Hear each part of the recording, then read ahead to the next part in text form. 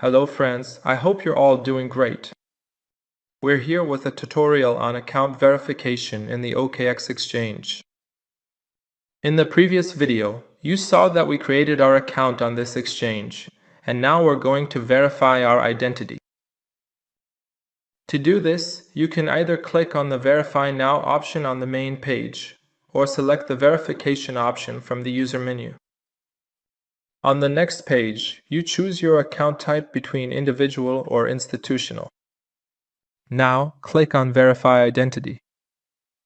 Now, to start the verification process, click on the Verify Now option.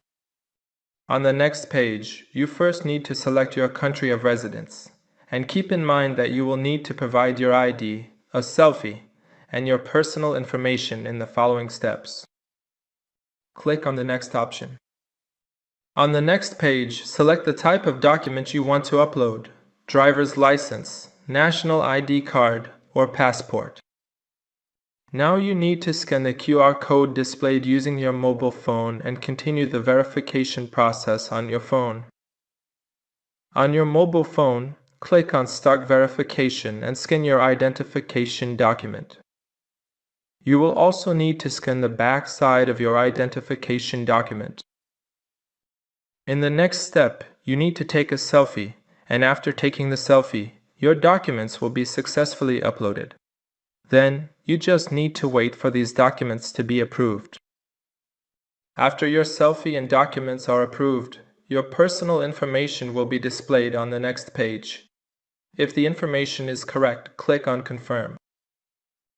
Now, on the next page, you need to enter your residential address.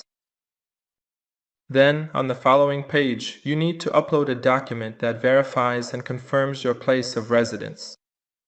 For this document, you can use a bank statement, tax form, various loan documents, employment documents, or any other documents shown here.